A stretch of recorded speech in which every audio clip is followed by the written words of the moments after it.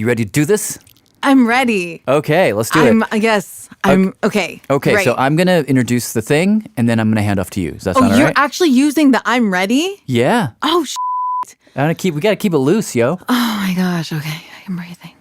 Okay. Okay, I'm Jad Abumrad. This is Dolly Parton's America. I'm Shima Oliaee. Shima is producing the project with me. And this is episode 6. Sixth journey. Let's start this one by jumping back for a second to the beginning, to the thing that first grabbed us about Dolly.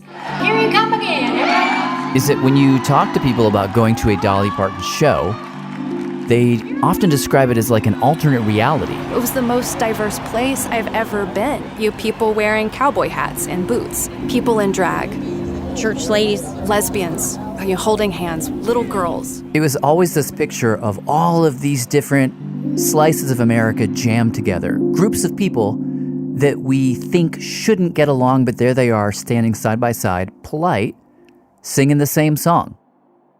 And really, this series has been driven in part by the simple question, how does she do that? You know, Judd, the question I wonder is, how much is she bringing versus how much is the audience bringing to make this magical space? Yeah. This question really got lodged in our head when we spoke to this woman. Right here. Who gave us a different take on She's getting her headphones on. how to listen to Dolly's music. Cool. Okay, so here's melodica. I love it. Her name is Nadine Hubbs. Say melodica. In addition to playing guitar and the melodica, both of which she brought into the studio the day we interviewed her, she is a professor at the University of Michigan, and she thinks, studies, writes a lot about country music. In the early history of country music, in the early days, She told us about it was called hillbilly music. the look of country music. If you were a country artist, you might have to go on stage and dress up like a hayseed. What's a hayseed? So you would put on some bib overalls, you'd put a straw in your mouth. We talked about where the cowboy uniform came from. Wait, so the cowboy, like cowboy boots, cowboy hat, cowboy thing, the whole cowboy look is of Mexican descent? Yeah. Wow. And it's been in development for 500 years. No way.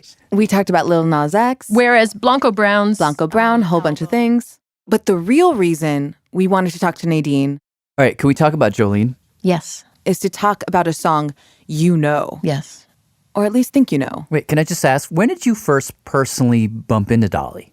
Well, I grew up in what we now know as the Rust Belt in Ohio, around Toledo, Ohio. Dad was a blue-collar worker. He worked on freight trains. Mom stayed at home. And my mom was a huge fan. And I have to tell you, I have a little sister, and her name is Jolene. Oh, after the song?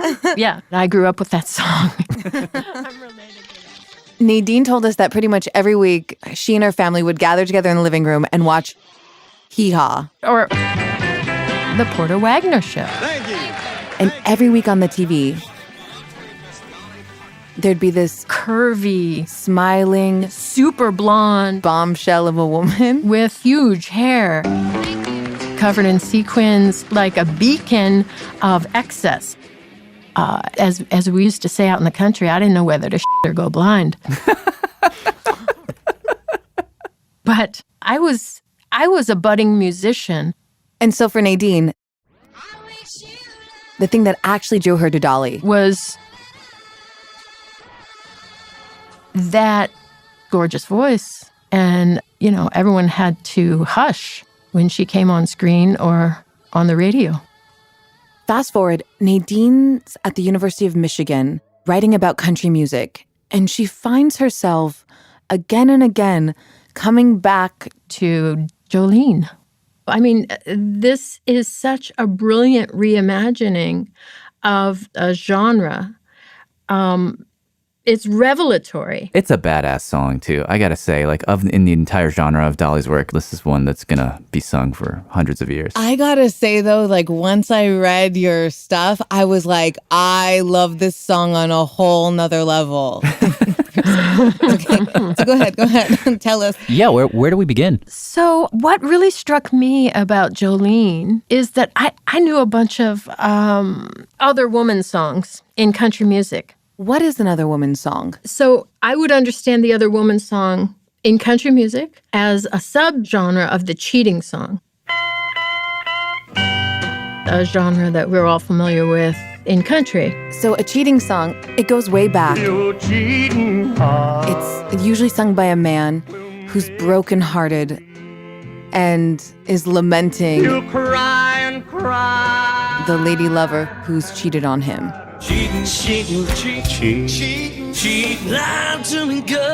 There are literally thousands of these songs. If you think about music itself as the multiverse, country music being one universe, there's a galaxy called the cheating song. And if you go into that galaxy, there's a solar system filled with songs by women who are singing not toward their man, but toward the woman who's about to take their man. That is the other woman song.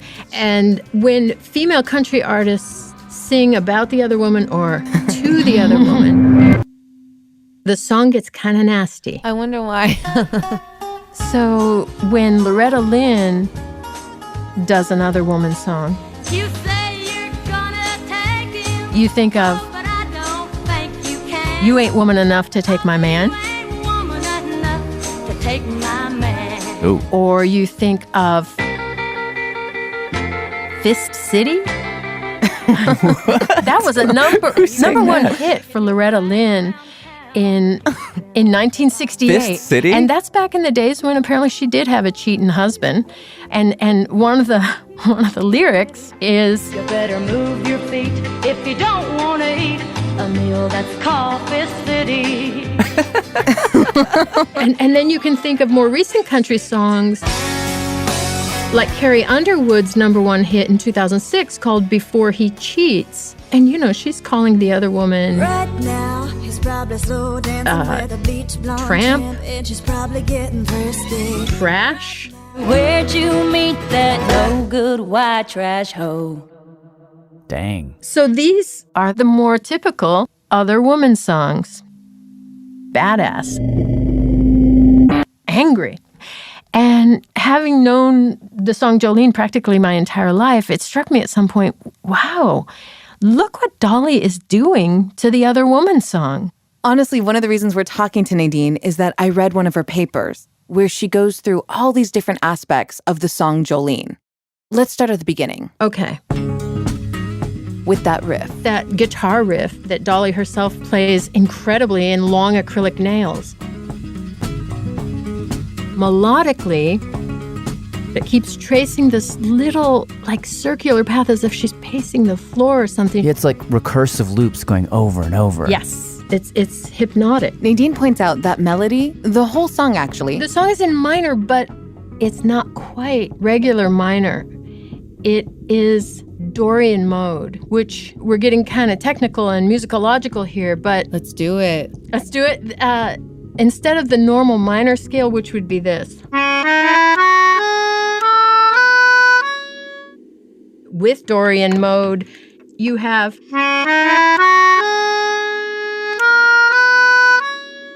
Is it just one note that's different in yes. It's subtle, but it's the sixth note in the scale, as opposed to na.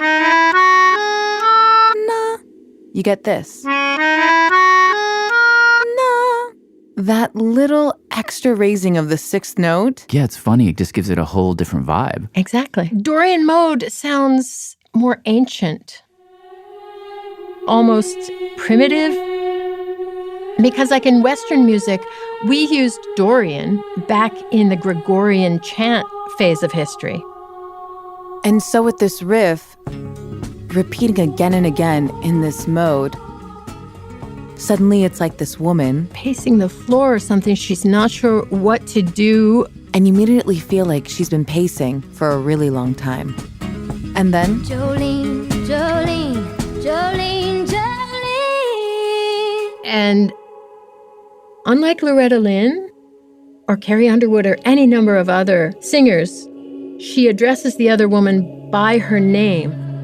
Jolene, Jolene. No word features nearly as much in this song as the name, which she repeats again and again as if she's fixated And she starts her lyric, I'm begging of you, please don't take my man.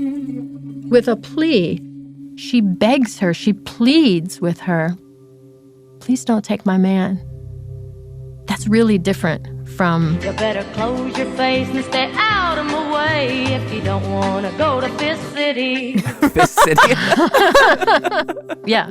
Nadine points out that right after that plea, In her first verse, Your beauty is beyond compare, with flaming locks of auburn hair, with ivory skin and eyes of emerald green. she sings rhapsodically Your smile is like a breath of spring, your voice is soft like summer rain, and I cannot compete with you, Jolene. about Jolene's hair and skin, eyes and smile and voice, about how beautiful and desirable she is. You know, she seems a little bit dazed. He talks about you in his sleep, and there's nothing I can do to keep from crying. skipping forward to the final verse, the song has 3 verses. She goes to describing her own vulnerability. I had to have this talk with you. My happiness depends on you, and whatever you decide to do, Jolene. Says, my happiness depends on you. Jolene.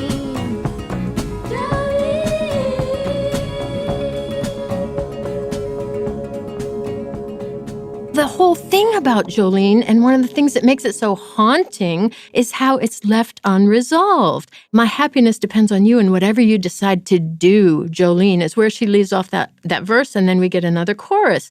And throughout the song, the husband is so off to the side. And so when she gives this list of everything she admires in Jolene and her beauty, and says, I can easily understand how my man would want you. Am I the only person then who imagines her and Jolene getting together if this guy doesn't work out? Or even one more 4th verse that finds this love triangle dissolved into a 3-way? So I wrote about this song in terms of homoerotics. What Nadine argues is that Dolly is taking this trope that is typically all about women hating on women. Instead, she's snuck in a song that is all about women loving other women. Instead of hating this woman or vilifying her for being able to take her man, she's exalting her for all the reasons that she's able to take her man. Dolly has in this song a really novel, revolutionary approach to the other woman.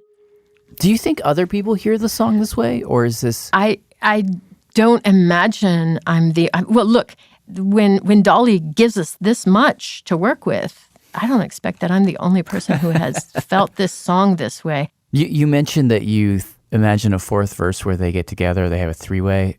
Have you ever thought about writing the verse? Oh my God. Oh, that's a great You should do it for us. Someone should do that. A couple weeks later, she sent us an email saying, I have something for you.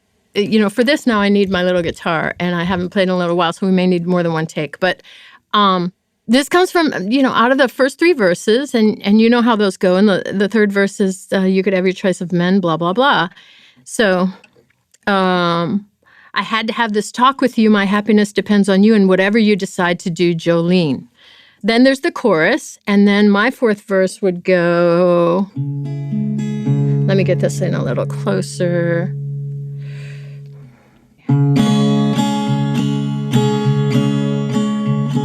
I'm glad I had that talk with you. Glad we met in person too. That place you took me to was quite a scene. It's true that my man found you first, but you awakened such a thirst. Now you're the only one for me, Jolene. Go ahead, Jolene. Jolene. Jolene, Jolene, begging of you, please don't take my man. Oh, I love that verse. It's so good. Oh You like the verse? It's actually like really, really great. I was like, I could hear Dolly doing that. Oh my God, what if we show this to Dolly? Well, if you guys would send it to her. We will. Oh my God, we totally will. Good. Yeah. Coming up, we do just that. We play it for Dolly, and she tells us the interestingly layered story of how the song came into the world. Oh, hear it. You'll know that I wrote that about you. Dolly Parton's America will continue in a moment. It's Dolly Parton's America. I'm Jad Abumrad here with Shima Oliaee. Hello. Before the break, Nadine Hubbs offered us this new take on Jolene, that it's really a homoerotic love story dressed up as an other woman cheating song, like maybe Dolly was trying to sneak one in under the censors, so to speak. And certainly in many of Dolly's concerts, she will replace the word Jolene with Singing drag queen, drag queen, drag queen, drag queen. I'm begging of you, please don't take my place. So she leans into it a little bit. Any case, Nadine wrote a fourth verse to Jolene where Dolly and the narrator and Jolene consummate their love. And she humbly requested. Well, if you guys would send it to her. And we thought, yeah, we wondered too, what would Dolly think of it? And so Okay. we flew it to Nashville. So one of our episodes is going to be about Jolene. Jolene. The Are we guitar- doing pictures first, or do we doing?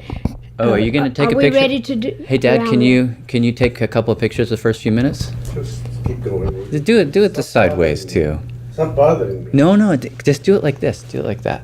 That's better. That Not way. just the sides of our heads. Yeah. Okay. My dad was also there, but anyways.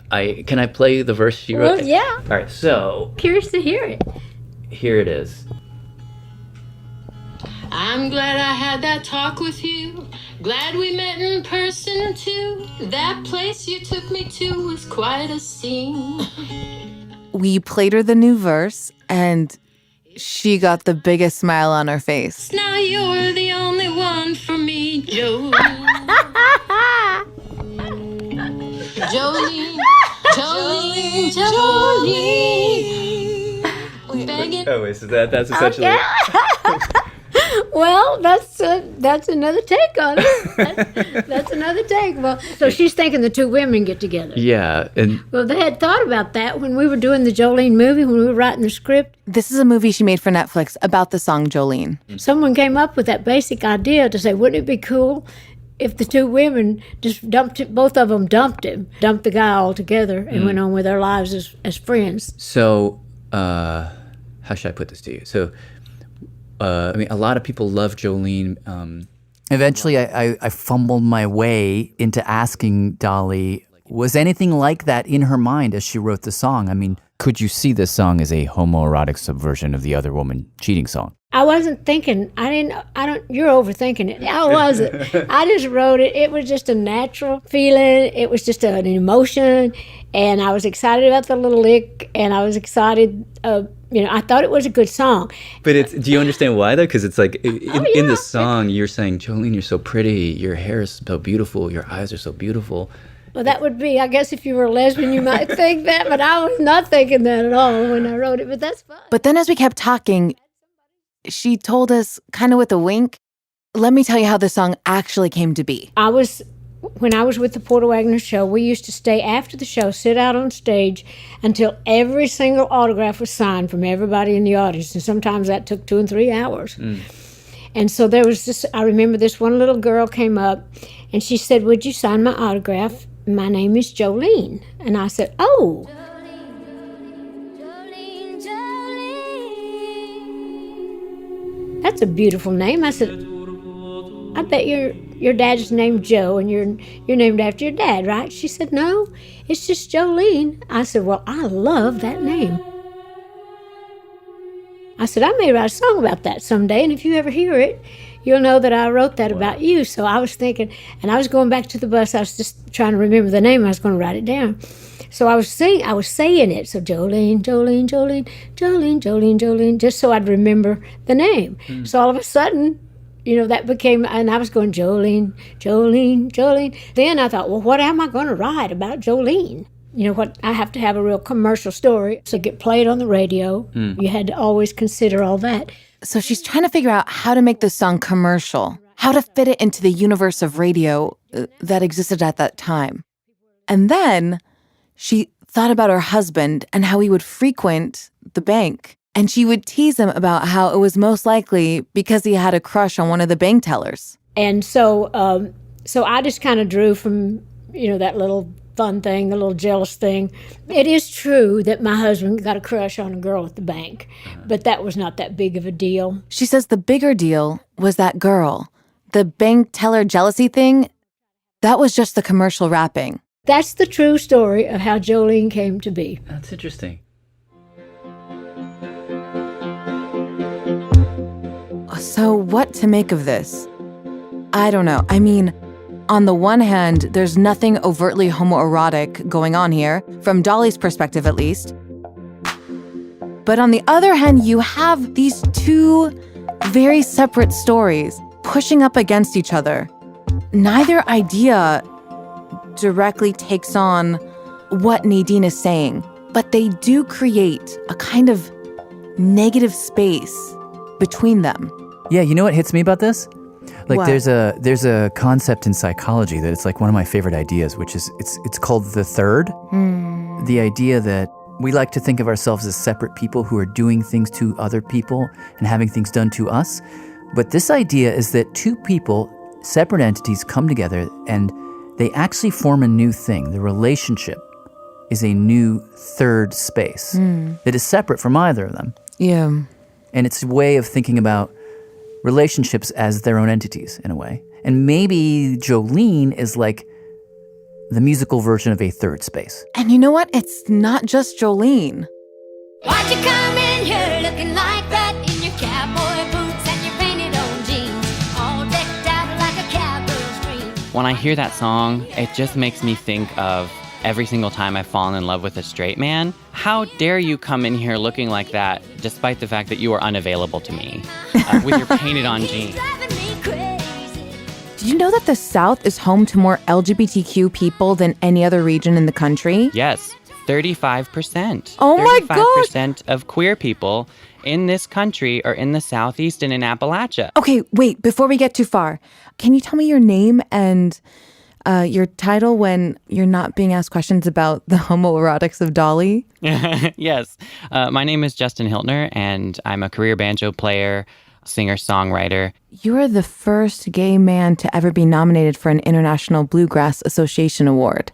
Is that true? I'd clarify it by saying the first openly gay man, but yes, the first openly gay man to ever receive a nomination from the International Bluegrass Music Association is yours truly. Where are you right now? I live in a basement apartment in East Nashville.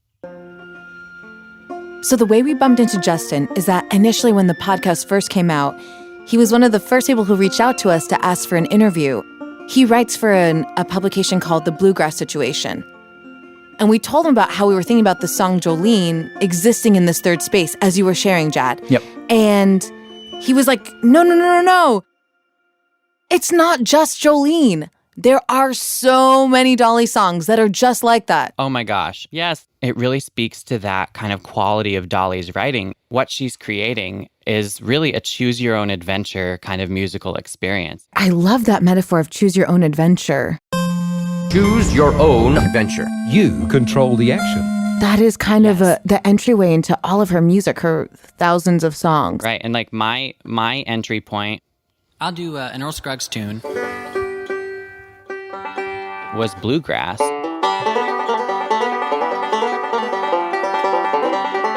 Justin grew up in a small rural town in Ohio, in a big family of musicians. He and all of his 5 siblings were homeschooled. His parents believed that every word of the Bible was true, and they didn't want a lot of outside influence. I started coming out of the closet in 2009. I was 17. And he says for him, that entire journey can be soundtracked to Dolly Parton. All right, here's Silver Dagger. Starting with this song.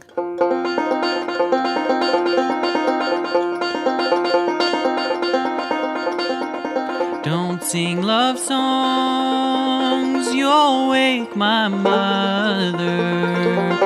She's sleeping here, right by my side. In her right hand is a silver dagger. She says that I can't be your bride. All men are fools, so says my mother.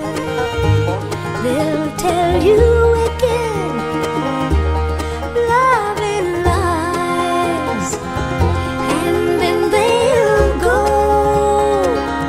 and court some other, leave you alone to pine inside. So actually this song, it seems like it has nothing to do with a gay man. But the lyrics describe a mother who is determined to keep her daughter pure. Every night, she sleeps by her side and keeps a silver dagger in order to prevent her daughter from leaving the home. For Justin, It just reminds me of that time. he says he was learning that song at exactly the time he was trying to tell his family he was gay. It was really fraught.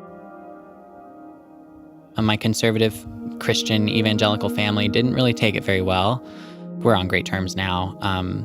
But then it was really hard, and I was essentially on house arrest for about a year. I wasn't allowed to leave the house really for anything. I wasn't allowed to use the internet without supervision.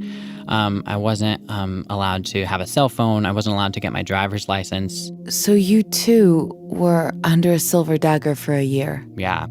It got to a point where I couldn't live life. And so A few days before his 18th birthday, I literally left town in the middle of the night without saying goodbye. My boyfriend at the time drove up from West Virginia, picked me up, took me back to West Virginia.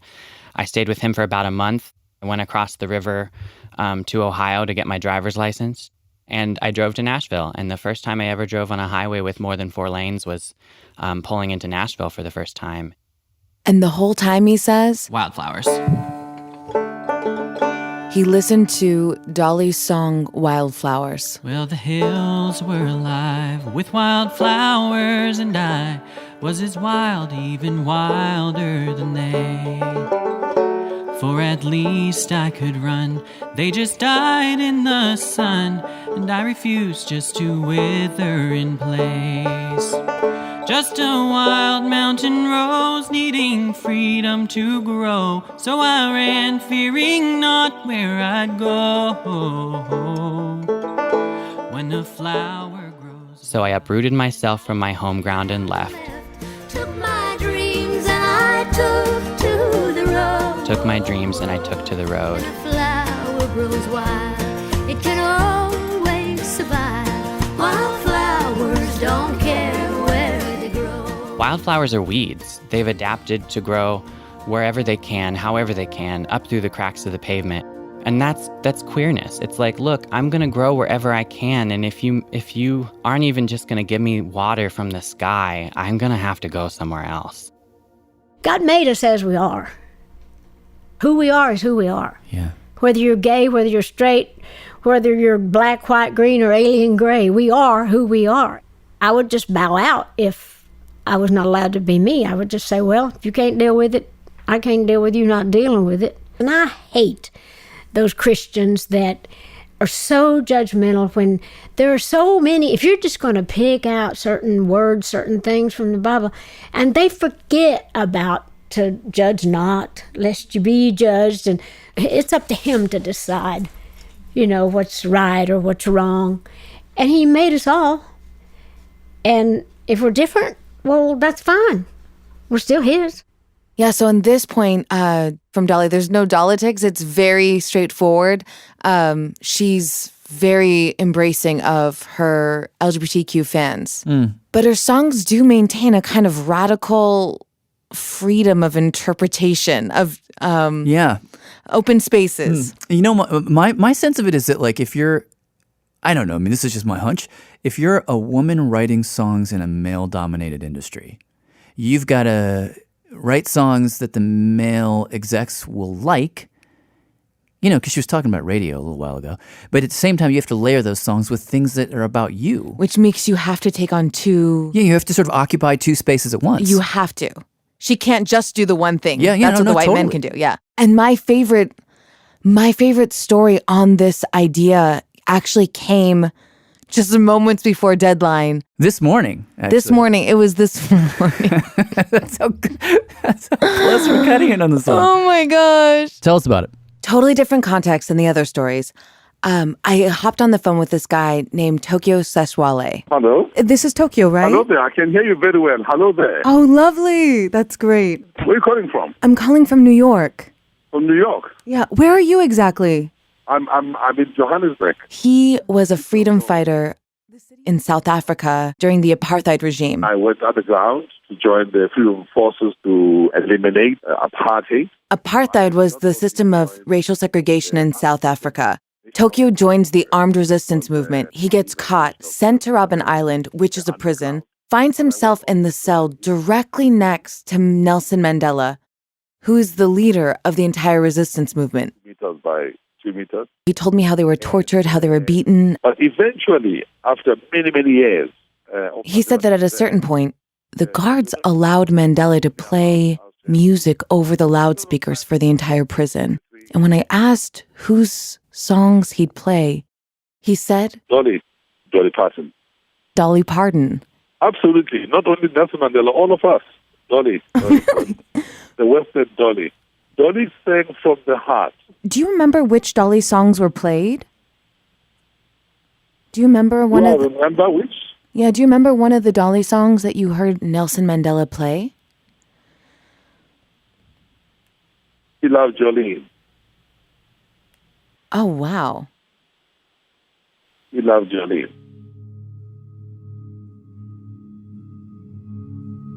I just think about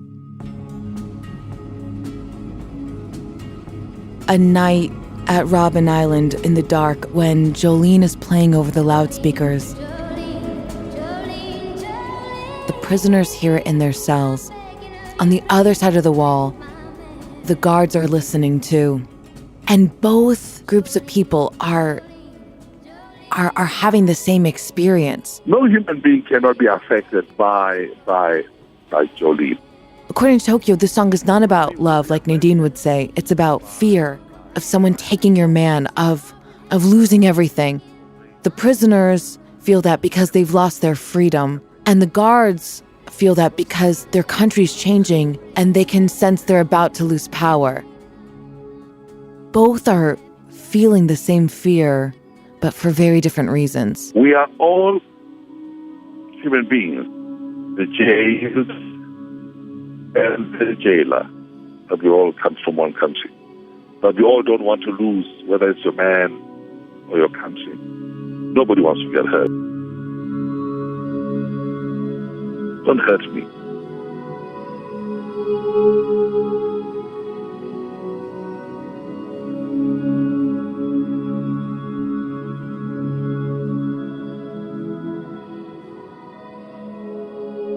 Producer Shima Oliaee. Dolly Parton's America was written, produced, and edited by me and Shima, brought to you by Awesome Audio, that's OSM Audio, and WNYC Studios. We had production help from W. Harry Fortuna and Matthew Kielty the Great. Some of the music you heard played was performed by Nadine Hubbs and Justin Hiltner. Thanks again to the folks at Sony, Lynn Sacco, Wayne Bledsoe, Tasha Lemley, David Dotson, Pat Walters, Lulu Miller, Susie Lechterberg, and Soren Wheeler.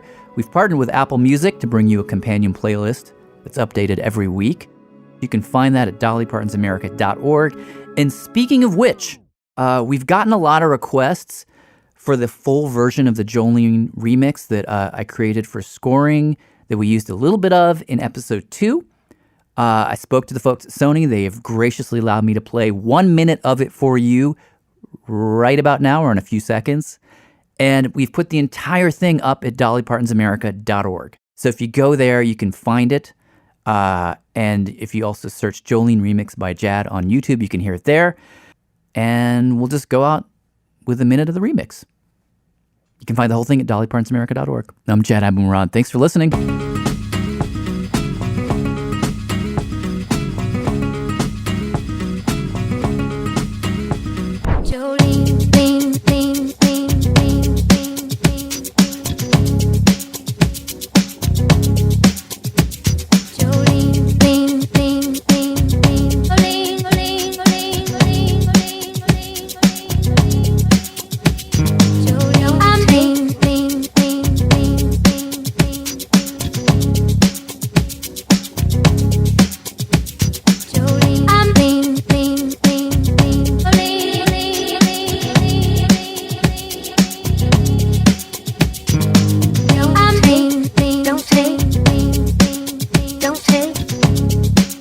Don't